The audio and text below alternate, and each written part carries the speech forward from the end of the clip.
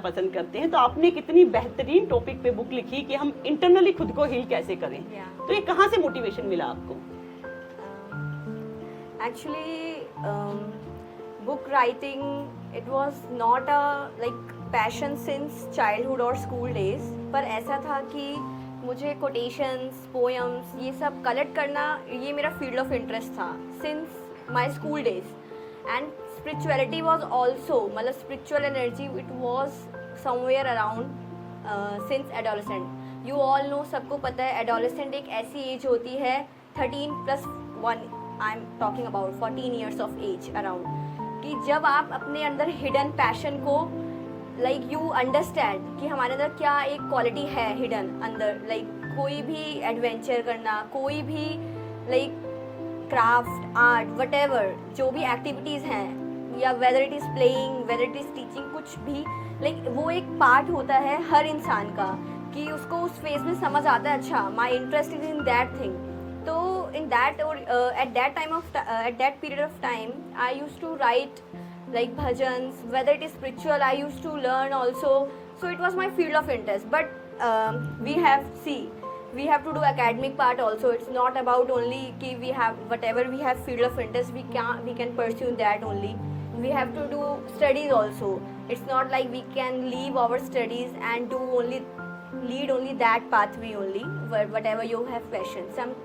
So after like my completing my academic part, like after my MBBS and after completing my MD, I again started like discovering myself when I got some time, like okay, now it's I am free with my academic part, now I have to discover myself. So then again I started doing my literature work and I started writing 1, 2 or 3 topics. Then with time मुझे धीरे धीरे पता लगने लगा कि I realized कि okay, this can be my field of interest. It was like hidden talent you come to know at certain point of time. So then again I started writing, and around like in 2 months I have written 20 topics. For me it was like, oh, I have this passion also, I have this interest or talent also. It was a hidden talent, discovery of yourself. Then I understood कि it is also important. We all are, especially young generation, we all are so engrossed in all these day-to-day life struggles that apart from academic we don't even understand, we don't even have time to think also कि हमारे अंदर और भी कोई talent है क्या. Being medico, अगर यहाँ पे कोई medico होगा तो they could have better understand कि जब आप मेडिको या फिर कोई भी प्रोफेशन में जब आप एक हाइट पे चले जाते हैं तो आप इतना इन्वॉल्व हो जाते हैं कि आपको समझ ही नहीं आता कि मैं इस पॉइंट के अलावा और भी कुछ कर सकता हूँ या कर सकती हूँ. सो अगर आप उसके अलावा और कोई क्वालिटी अपने डेवलप कर पाते हैं तो it's a biggest achievement, it's an add on. So I have realise this thing, it's my experience which I am sharing with you all. So through this book I got a chance to connect with all the people, whether it's online, offline, with my colleagues. So it was a great opportunity for me to rediscover myself once again, and to know how much potential I am having apart from studying medico academics, and apart from my daily everyday work I am able to cultivate this thing, grow in my मेरे अंदर एक ऐसा hidden talent I able to understand, I able to realize कि yeah, this thing also I can do. So it was a great motivation for me, and I want my readers to know, उनको भी पता लगे कि कैसे हम अपने opportunities को ग्रो कर सकते हैं स्ट्रगल्स में भी, एंड अपार्ट फ्रॉम अपने को और क्या क्या क्वालिटीज़ हम डेवलप कर सकते हैं. Not only whatever field you are getting, whether it's any sector, it's not limited to only one medical sector, it can be any other also. So for me it will be a great achievement or rewarding for me as a author if people would able to understand this thing. It is more, for me it will be more rewarding, more than just taking my book or reading, if people could understand the depth of its importance. Thank you.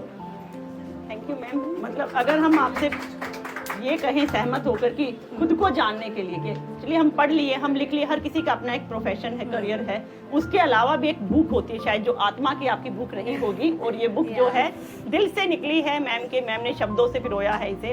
तो आप सब इस book को पढ़ें और connect करें. सिर्फ पढ़े नहीं, पढ़ता तो बच्चा 6th क्लास का बच्चा भी है, NCERT की बुक्स पढ़ लेता है, लेकिन जो ये बुक है आपको कनेक्ट करना है, क्योंकि कहीं ना कहीं आप खुद से कनेक्ट होंगे। जो मैम ने इतने अच्छे बेहतरीन शब्दों में लिखा है इसको, तो मैम अपने इस बुक में लिखा है एक सपने व हकीकत, ड्रीम्स और रियलिटी के बारे में मैंने अभी एक सेक्शन पढ़ा और मैं बहुत इम्प्रेस्ड हुई कि कैसे मैम ने उनको कैटेगराइज किया है कि आप सबके कहीं ना कहीं किसी के कुछ ना कुछ ड्रीम्स जरूर हैं और रियलिटी में हम लोग कहाँ हैं, हकीकत क्या है। तो एक बार इसके बारे में बताइए। Dreams versus reality, this topic is on practical basis. Like we see a dream, we think when we are starting from childhood journey, we think okay, when we will be adult we will be doing all these things. Like हमारे parents हमें डांटते हैं, parents हमें कहते हैं ये नहीं करना वो नहीं करना, जब हम बड़े होंगे तो we will do whatever we want, but we forgot the circumstances are not like that. Situation हमेशा एक जैसी नहीं रहती. When we are small, that is a dream world we are in that. When we grown up, the reality phase we face, then we realize what the life is. So this topic is revolves around the dream versus whatever dream we grown up with. कि okay, because when our parents are there, when our family is there, we think okay, all the thing we get on our table. So we think the life is like that only. But when you grown up with the struggles, then you understand what the life is.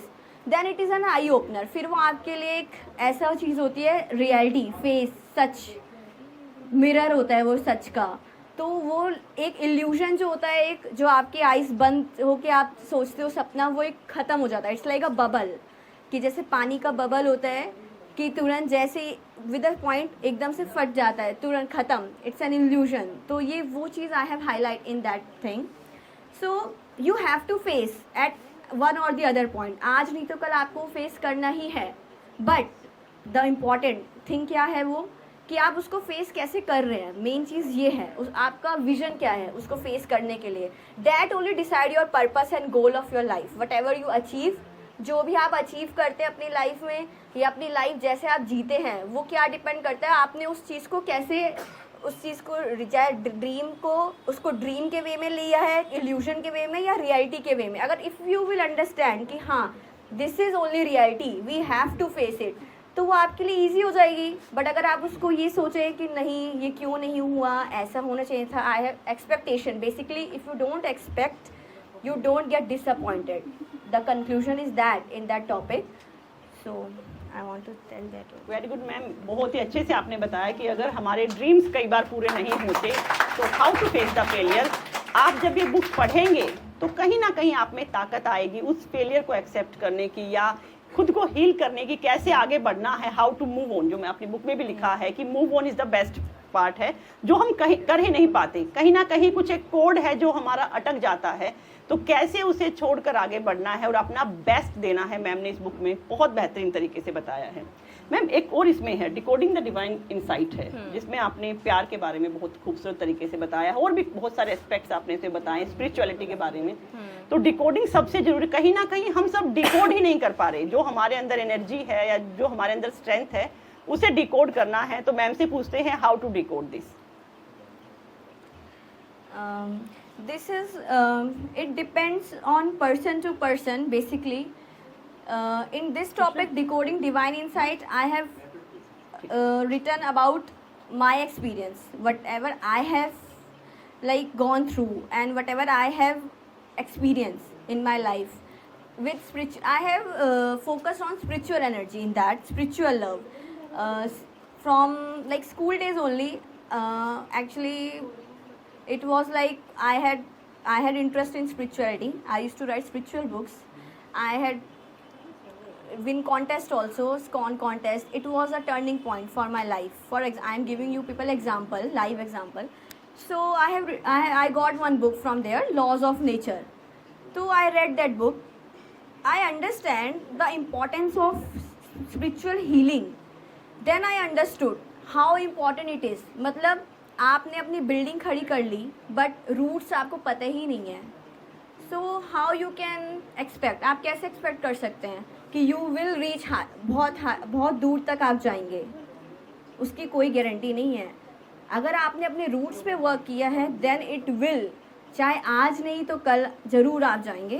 This I can say you very like I can say 100%. ठीक है, the journey will be too long because test, आपके exam भी उतने ही मुश्किल होते हैं इस जर्नी पे. I have experience that thing, but at the end the win is always on your side.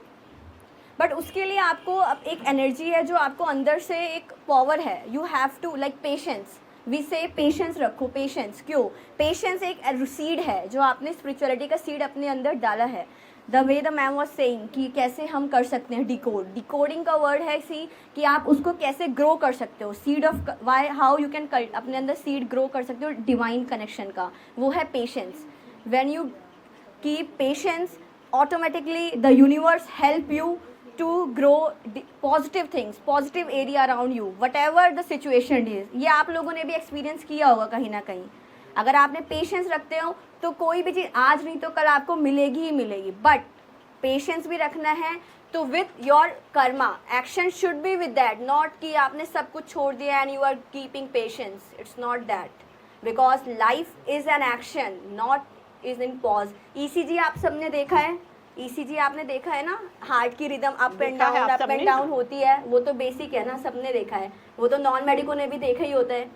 अगर जिस दिन फ्लैट लाइन आ जाती है, लाइफ खत्म, फिनिश लाइफ. तो ये एक बहुत ही लाइवली प्रैक्टिकल एग्जांपल है. अगर आपकी लाइफ में अप एंड डाउन हो रहा है तो you should be proud, at least you are living your life. और अगर आपकी स्क्रैच है, स्कार मार्क है, it is a sign that you have live your life.